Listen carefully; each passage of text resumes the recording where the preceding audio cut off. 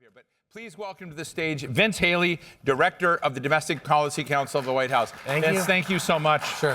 I appreciate you coming out here. You know, we are, what day is this? December what? 4th. December 4th. So when December ends, we will be in 2026. 2026 is the 250th anniversary of America. I know it's on your mind. And as we sort of think about this question of American growth, I'm sort of interested in what's going to lift the country up, you know, spiritually, you know, what does it mean in the moment? What kinds of new things are happening? I've sort of started this day off kind of saying, I want to know what the new topographical map changes are. What's growing, what's not. So I'm interested in how, as being one of the primary architects of policy in this country, what's on your radar screen? Well, everything's on the radar screen right now. I think that what the president has done in this year has brought tremendous new energy and vitality to the country, and that will be tremendously punctuated in 2026 as we celebrate the 250th year. He promised in the campaign to make it a monumental celebration. We're going to kick it off on New Year's Eve with a projection on the Washington Monument with, in the run-up to midnight. Hopefully we'll have an illumination of the Washington Monument, perhaps like a birthday candle, and a projection of 250 to the side to let everybody know. If I drop your name, can we get close? Possibly, yes. But it'll be an opportunity for everybody to realize what the year is that is ahead of us. And, you know, we're going to celebrate it because the country's worth celebrating. It's a time for joy and gratitude for all that the country, the triumph of the American spirit over 250 years, all the things that we've overcome, and what we have ahead of us to accomplish. You know, when I think about it, you know, and we've been talking today about, you know, focus on a resurgence in manufacturing, you know, a changing in the equation around the American worker that includes, you know, immigration policies, but also focus on, you know, where workers, what can, you know, be done to enhance their position. Trade policy, trying to basically initiate and kind of create a lot of this rebalancing of the U.S. economy with the rest of the world. You know, and a lot of this was stuff that I advocated 30 years ago when I worked for a Democratic U.S. Senator, Senator Jeff Bingaman, and said, you know, we were, you know, basically leaving a lot of people behind, a lot of workers behind, a lot of families scrambling, and that we were getting out of whack with the global economy. So 30 years later, you know, we're here. I've talked to former Secretary, USTR Bob Lighthizer about it, and he said, you know what, if we'd gotten it right 30 years ago, we wouldn't be where. How hard is it to recenter, rebalance the economy after 30 years of not done it when a lot of people were saying we needed to? Well, in some ways, the hard part was done during the campaign, winning the argument with the American people that this was required to be done. There's a lot of interest against doing so. And you mentioned Lighthizer. I mean, he's one of the great heroes of our times and everything he did to make this moment possible. I think that the biggest part that is also difficult is you know, American workers. We have 20-some million people who are on, able-bodied adults on welfare, and we need to get them into the workforce. We're looking to drive a lot of production back here at home. A lot of it's going to be requiring specialized expertise. We need a workforce skilled, and this is a great opportunity for the welfare rolls to come down. We have work requirements coming up in the food stamp program next year, and the year after in Medicaid. So I think the real big challenge is focusing on getting those folks skilled into the workforce. It's going to be great for themselves. It's going to be great for them families, for communities.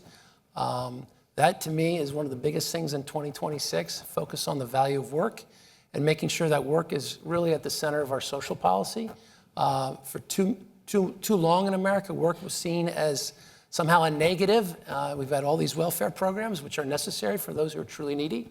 But we've basically also said that, you know, we're not going to really check whether you need to be on welfare and made it very easy to cheat the system. And as a result, we have a tremendous number of people who could be working but now are on the welfare rolls. We've been talking a lot about workers and families and people today, and we've also been talking about AI, both as, you know, as promise and peril.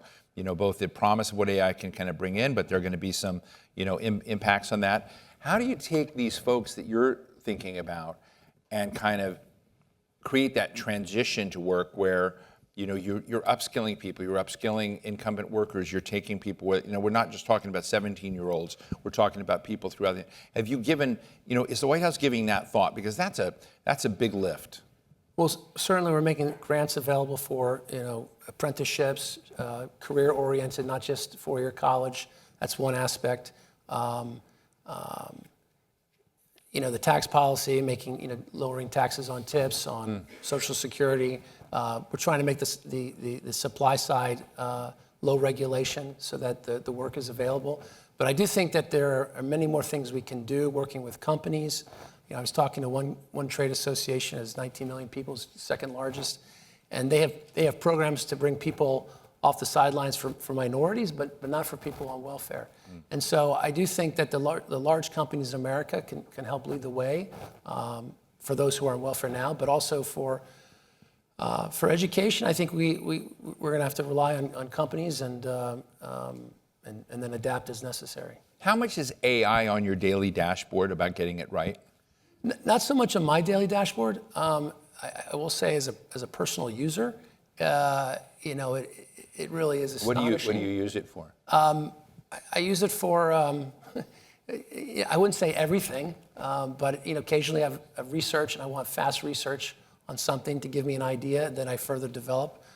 So that it's on my mind in that fashion, but not in terms of displacement of workers. Certainly AI, like all technology, are going to have people are going to lose in certain areas and they're going to gain in other areas. And I'm sure you've already discussed. I mean, AI is driving up energy demand tremendously. Huge. And in many ways, AI can lead to another Trump blue-collar boom. And when we talk about all that is required to build energy infrastructure in this country, whether it be coal, nuclear, natural gas.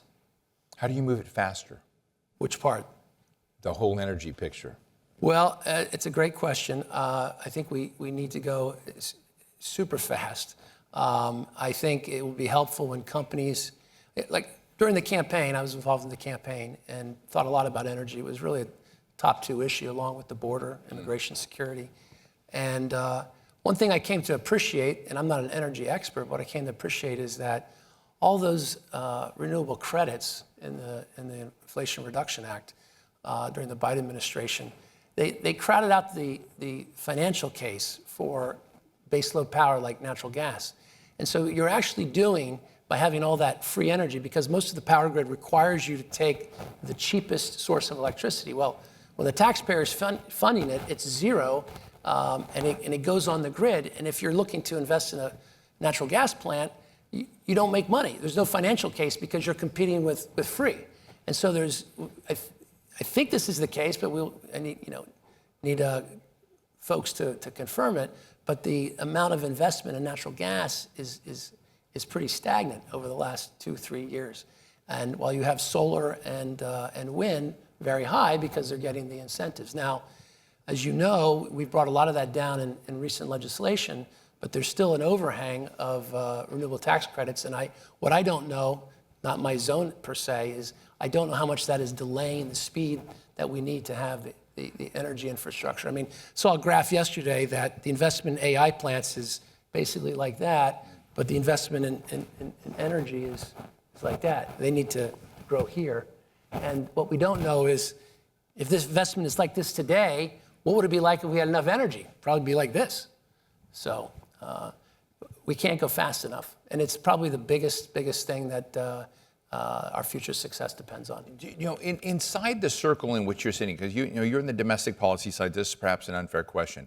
I am interested in whether there's an awareness on what our competitors are doing in the same space. Is there an awareness about what China's doing, an awareness about what India's doing, the stakes involved, in this? Because, I asked some government officials, and honestly, I'll be honest with you, some are good at answering it, some, aren't, on why does it matter who wins the AI race, and why does it matter geostrategically and geoeconomically and from a geotech perspective. But I'm just interested as you sort of focus, because you're domestic policy and you're sort of thinking about it, but it has tremendous international ramifications.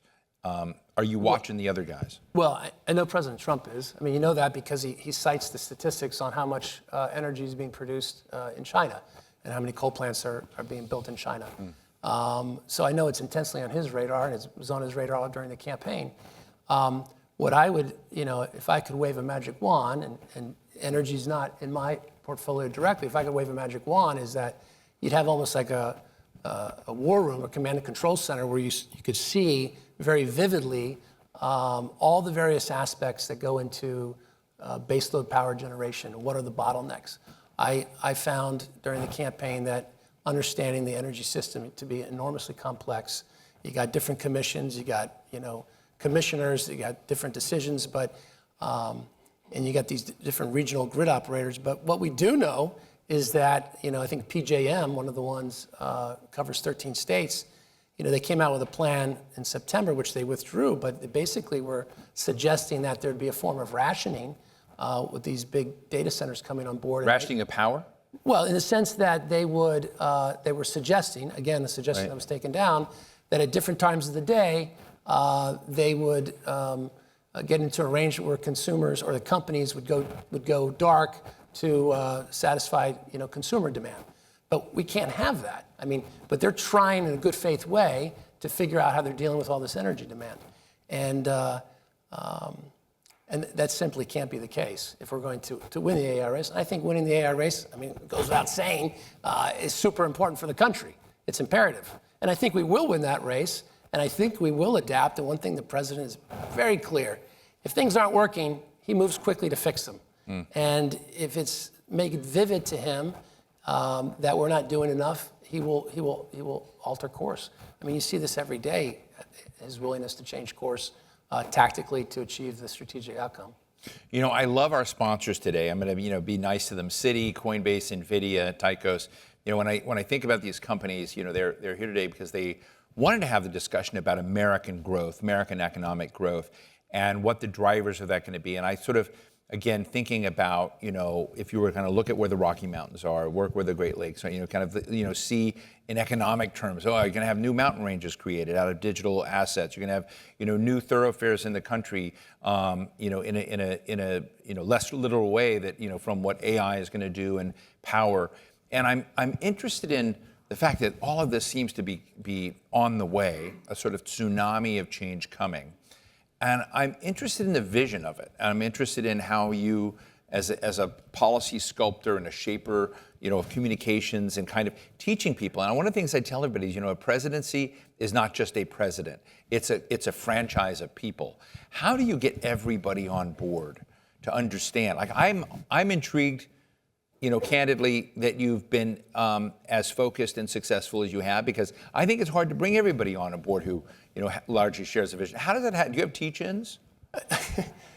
No, I think the way it's worked under President Trump is, he's led the way with articulating the vision all along. And I think one of the reasons that we've had a very successful 2025 is that the campaign was very systematic about articulating the policy vision.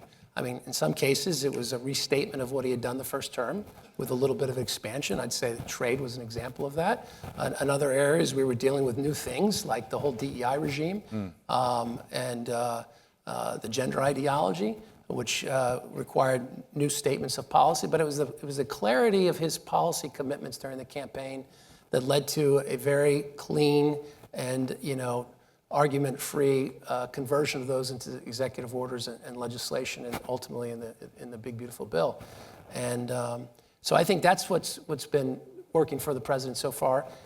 Again, taking energy. The president of the United Nations made it very clear. He said climate change is the greatest con job in the history of the world. And any country that relies on climate change as ideological nostrums is destined to fail. Now, there's not a lot of debate around where you go with that in an administration. There's no defense of, green energy codes that are going to drive up the cost of your home. So that's why we're in the process of trying to uproot those from our regulatory system. But they are embedded in very insidious and opaque ways throughout our laws. And I think one of the great challenges the next 3 years of the administration is to uproot all of this green hindrances to economic growth. We've been talking a ton about AI today. So one of the anxiety levels, you go out and talk to Americans, you go out and talk to screenwriters, you go out to talk to people at, automobile plants. They're mixed about AI. Some people, see the benefits of AI immediately. Others, worry about displacement. And a lot of these folks are part of President Trump's base, who see these impacts. He's been very worker focused, and it's the workers themselves that have anxiety. So I guess my question is, how do you message that given the huge investments? I mean, even this last week, the science investments, the fusion, Office of Fusion, Michael Kratsios's commitment to kind of having more and more industry uptake AI. How do you partner that with worker-friendly language, if you will, or worker-oriented language on the coming impacts of AI? Well, the president is clearly committed to driving production back here in the United States, manufacturing. Yeah. Right. And so you talk about the president's base. I think America's base should be workers. As he said all along during the first administration, it matters where you build things. It matters that you make things in the United States.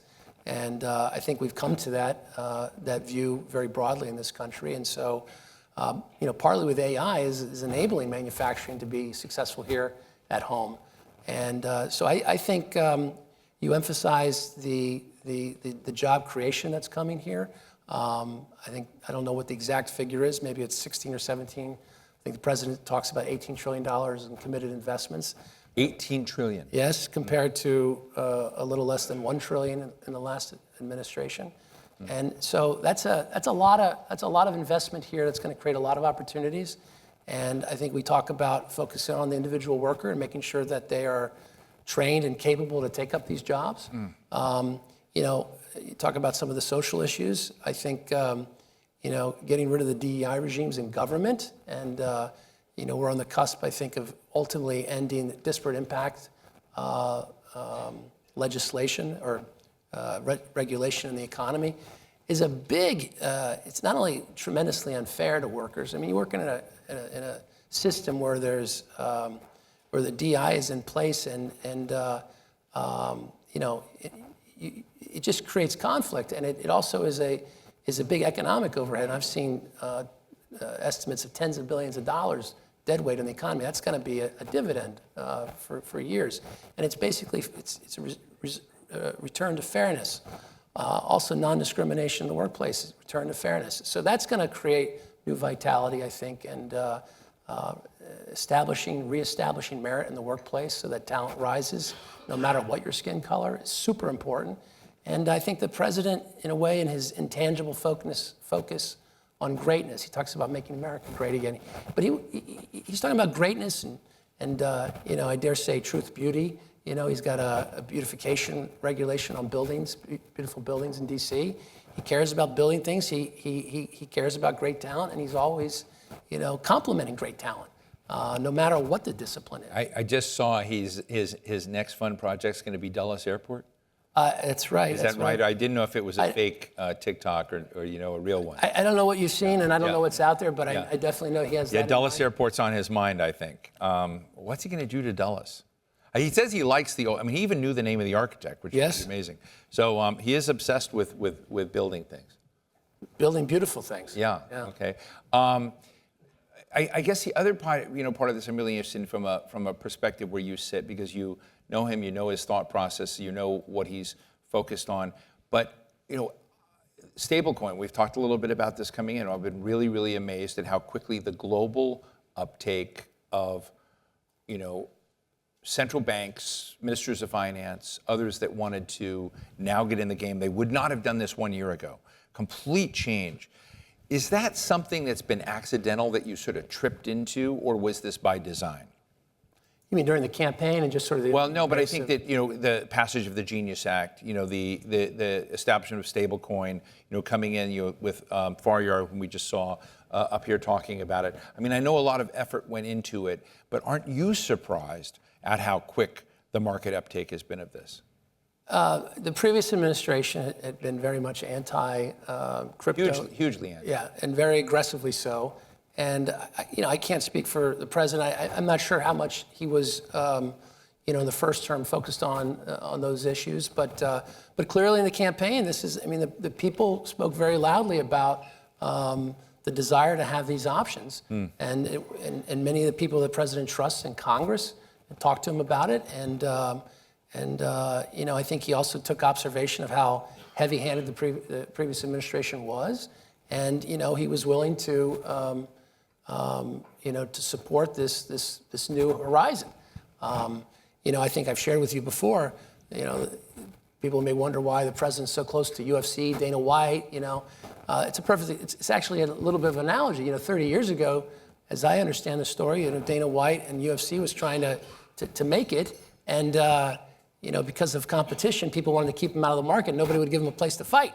But there was a guy who had some casinos who was willing to host these fights, and there was a beautiful bond. And now UFC is this just tremendous success.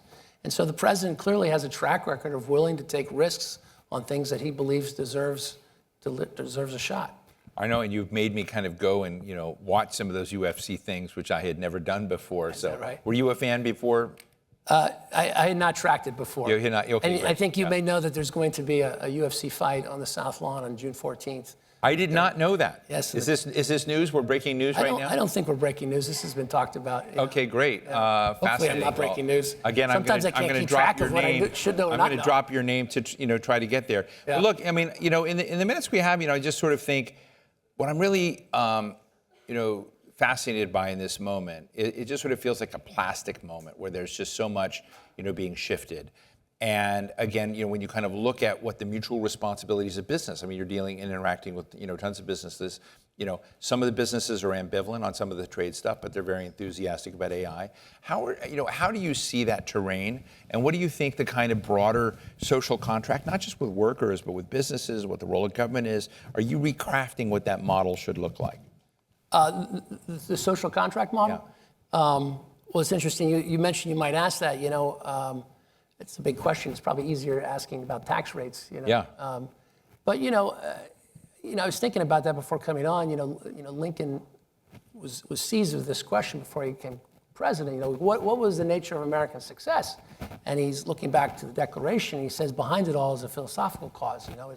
It's liberty to all, which sounds highfalutin, but I think in today's day and age, the social contract, liberty to all, applies to Americans, American citizens, and it applies to the idea of restoring stability and making sure that people have a stable framework in which to invest in their families, in their communities, their businesses. And what does that mean today? It means making sure low taxation. It means making sure regulations are not onerous, that they're predictable. And just like in the first term, we've gone after aggressively on regulations. And make sure the public safety. That's why he's been focused, safe and beautiful in Washington, D.C. It's why we're involved in Memphis and other places. The border. I mean, the border was completely lawless. You cannot, there's great sympathy for people, who are caught in difficult situations, but you cannot have a country that is the same if you allow tens of millions of people to come in the country.